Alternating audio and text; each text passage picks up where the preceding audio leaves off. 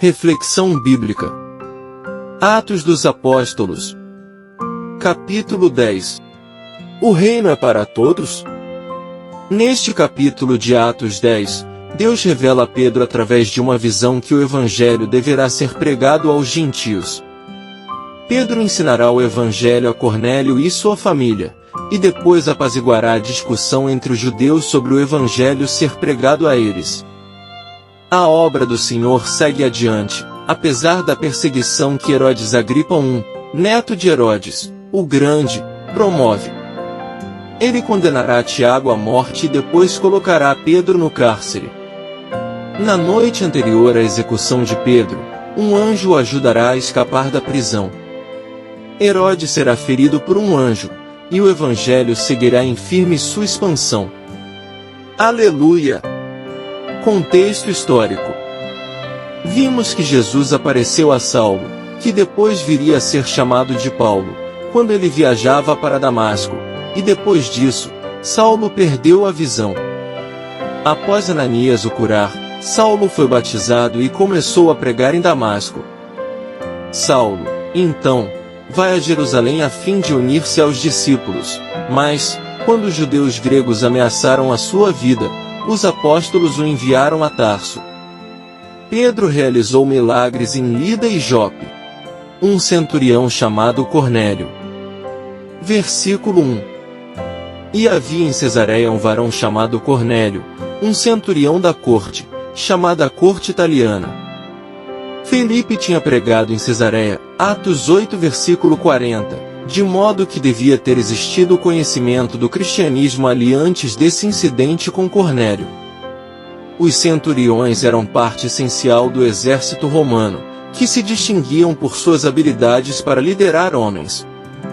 A corte italiana era provavelmente uma força auxiliar de soldados locais, não italianos ou romanos, embora o grupo original possa ter consistido de soldados italianos. Os soldados romanos não gozavam de boa reputação, pois eles, muitas vezes, estavam envolvidos em extorsão e brutalidade contra a população local. Cornélio era temente a Deus. Versículo 2.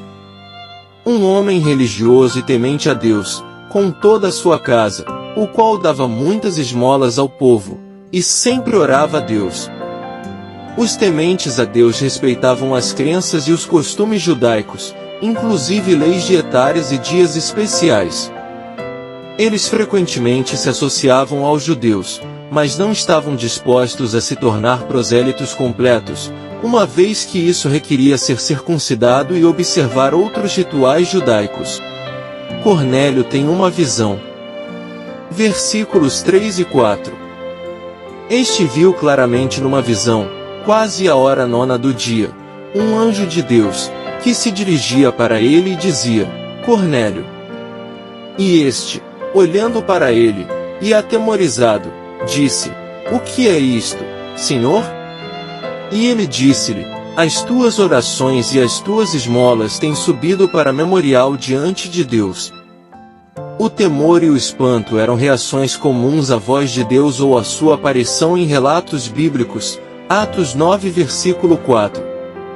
As orações e esmolas de Cornélio motivaram nova revelação de Deus a ele por meio de Pedro, versículos 5 e 6. Vá atrás de Pedro. Versículos 5 a 10. Agora, pois, envia homens a Jope e manda chamar um certo Simão, que tem por sobrenome Pedro. Este está alojado com um certo Simão, curtidor, cuja casa está junto ao mar. Ele te dirá o que deves fazer. E tendo partido o anjo que falava a Cornélio, ele chamou 2 dos seus servos e a um soldado religioso dos que estavam continuamente ao seu serviço. E tendo-lhes declarado todas essas coisas, ele os enviou a Jope. No dia seguinte, enquanto eles viajavam e se aproximavam da cidade, Pedro subiu ao terraço para orar, quase a hora sexta. E ele ficou com muita fome, e quis comer, mas enquanto lhe preparavam, ele caiu em um êxtase. Enquanto isso, Pedro ainda estava em Jope. Era comum orar no terraço. Ao ir orar a hora sexta, por volta do meio-dia, Pedro enfrentou o grande calor do dia. Contudo, a série de eventos interligados nas vidas de Pedro e Cornélio revelam que o êxtase do apóstolo era algo mais do que uma experiência natural provocada pela fome. Era uma mensagem da parte de Deus. Pedro recebe uma visão. Versículos 11 a 16. E viu o céu aberto, e descendo sobre ele um certo vaso, como se fosse um grande lençol, amarrado pelos quatro cantos, e sendo baixado sobre a terra, no qual havia todo tipo de animais quadrúpedes da terra, animais selvagens, seres rastejantes e aves do céu. E veio a ele uma voz: Levanta-te, Pedro, mata e come. Mas Pedro disse: De forma alguma, Senhor, porque nunca comi coisa alguma que é comum ou imunda. E a voz lhe falou novamente pela segunda vez: Não chames comum o que Deus purificou. E isto aconteceu por 3 vezes, e o vaso foi recolhido novamente ao céu. A fidelidade de Pedro ao longo da vida às leis dietárias judaicas entrou em conflito com a ordem do Senhor para matar e comer animais impuros. O apóstolo teve essa visão 3 vezes. A repetição servia para confirmar a mensagem repugnante e enfatiza sua significação. Pedro recebe os enviados. Versículos 17 a 20. Ora, estando Pedro duvidando em si mesmo, sobre o que significaria a visão que ele tinha visto, eis que os homens que foram enviados por Cornélio perguntavam pela casa de Simão, parados à porta. E, chamando, perguntaram se Simão, que tinha por sobrenome Pedro, estava alojado ali. Enquanto Pedro pensava sobre a visão, o Espírito disse-lhe: Eis que 3 homens te procuram. Portanto, levanta-te, e desce, e vai com eles, não duvidando, porque eu os enviei. No caso de Cornélio, um anjo lhe falou, mas com Pedro foi o Espírito Santo, depois que o Senhor lhe concedeu a visão. A alternância entre o Espírito e um anjo como agentes de comunicação ocorre em outras partes. Tudo se encaixa. Versículos 21 a 24. E, descendo Pedro para junto dos homens que lhe foram enviados por Cornélio, disse: Eis que sou eu a quem procurais, qual é a razão por que viestes? E eles disseram: Cornélio, o centurião, homem justo e temente a Deus, e de boa fama entre toda a nação dos judeus, foi avisado por Deus através de um santo anjo para que te enviasse à sua casa, e ouvisse as tuas palavras. Então, chamando-os para dentro, os alojou. No dia seguinte, Pedro foi com eles, e certos irmãos de Jope o acompanharam. E no dia seguinte eles entraram em Cesareia. E Cornélio os esperava, tendo já chamado os seus parentes e amigos mais próximos. Quando Deus age poderosamente na vida de uma pessoa, é natural que ela junte parentes e amigos e compartilhe experiência com eles. Nesse caso, isso ajudou a multiplicar o impacto da mensagem radical de esperança pregada por Pedro. Eu também sou um homem. Versículos 25 e 26. E, enquanto Pedro entrava, Cornélio encontrando, caiu aos seus pés, adorando-o.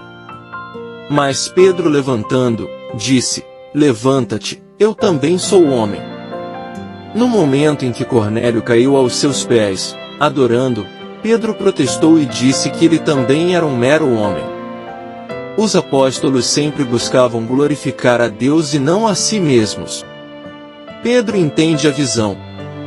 Versículos 27 e 28. E, falando com ele, entrou e achou a muitos que se haviam reunido. E ele disse-lhes: Vós sabeis que é uma coisa ilegal para um homem que é judeu se reunir ou aproximar de alguém de outra nação, mas Deus me mostrou a não chamar a nenhum homem de comum ou imundo. A visão que Deus deu a Pedro ensinou que os padrões de pureza, que impediam os judeus de se associarem aos gentios, tinham se tornado obsoletos. É difícil superestimar a mudança radical que isso representava para a cosmovisão de Pedro. Cornélio compartilha sua visão. Versículos 29 a 33. Portanto, ao ser chamado, eu vim a vós sem contradizer. Por isso eu pergunto, qual a intenção de terdes me chamado? E disse Cornélio, há 4 dias eu estava jejuando até esta hora, e à hora 9 eu orava em minha casa, e eis que um homem em vestes brilhantes se apresentou diante de mim. E disse, Cornélio, a tua oração foi ouvida, e as tuas esmolas estão em memória à vista de Deus. Envia, pois, a Jope e manda chamar Simão, cujo sobrenome é Pedro. Ele está alojado na casa de um certo Simão, curtidor, junto do mar, o qual, vindo, falará contigo. E imediatamente mandei chamar-te, e tu fizestes bem em vir. Agora, pois, nós estamos todos presentes diante de Deus, para ouvir todas as coisas que te foram ordenadas por Deus. Ao dizer que todos estavam ali reunidos diante de Deus, para ouvir todas as coisas o que Deus ordenou Pedro dizer ou fazer, Cornélio mostrou a abertura semelhante à de uma criança que Jesus requereu de seus discípulos. Lucas 18 versículos 15 e 17. Todos são aceitáveis a ele. Versículos 34 e 35. Então, Pedro abrindo a sua boca, disse, na verdade eu percebo que Deus não faz acepção de pessoas. Mas aquele que, em qualquer nação, o teme e faz justiça, é aceitável a ele. Por causa da visão, Pedro agora entendeu que Deus não faz acepção de pessoas. Isso não significa que o Senhor aceite todas as pessoas sem se importar com a resposta que elas dão a ele ou que as pessoas que o temem sejam aceitáveis a ele e não precisem de Cristo. Antes, significa que Deus não exclui nenhuma nação ou etnia da oferta da salvação. Sejam testemunhas. Versículos 36 a 41.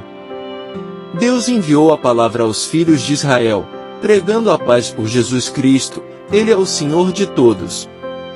Esta palavra que eu digo, vós sabeis, foi proclamada por toda a Judéia, começando pela Galiléia, depois do batismo que João pregou. Como Deus ungiu a Jesus de Nazaré com o Espírito Santo e com poder, o qual andava fazendo bem, e curando a todos os oprimidos do diabo, porque Deus estava com ele.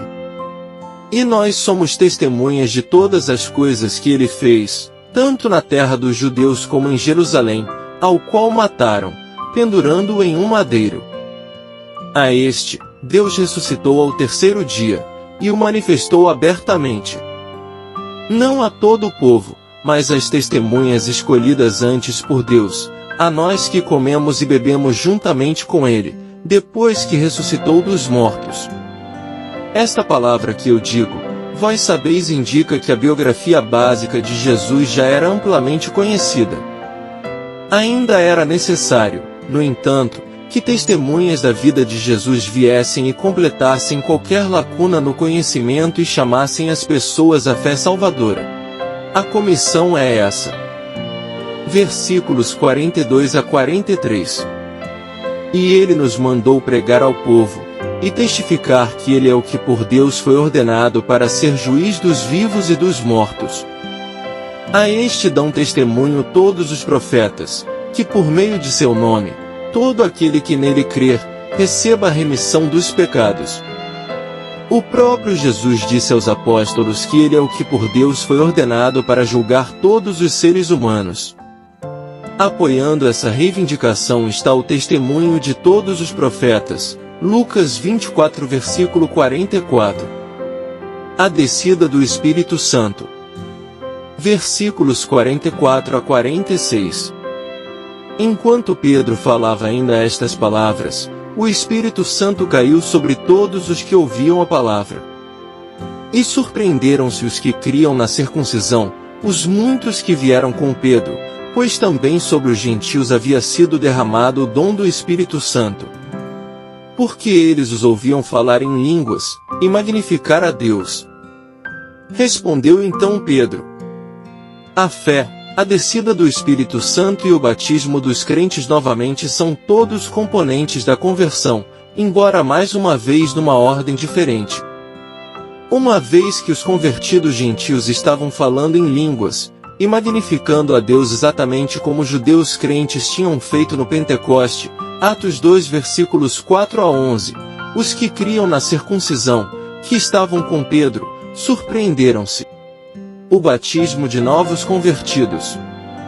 Versículos 47 e 48.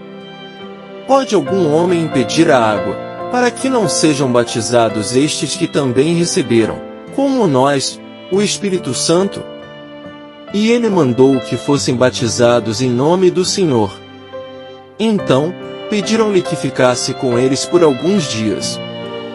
Vemos mais uma vez o batismo realizado imediatamente em resposta à nova fé. Conclusão. Concluindo, as obras do reino de Deus continuam presentes no meio da igreja primitiva, através da vida de pessoas como Cornélio, o centurião temente a Deus, que ajudou a Pedro a entender que o evangelho não seria somente para os judeus, mas sim, para toda criatura nos 4 cantos do mundo. Não há mais divisões, placas, nacionalidades, limites para o poder de Deus agir, que o reino de Deus não possa influenciar, pessoas que ele não possa usar. Amém. Graça e paz por parte de nosso Deus e Pai, e de nosso Senhor e Salvador, Jesus Cristo, estejam sobre nossas vidas.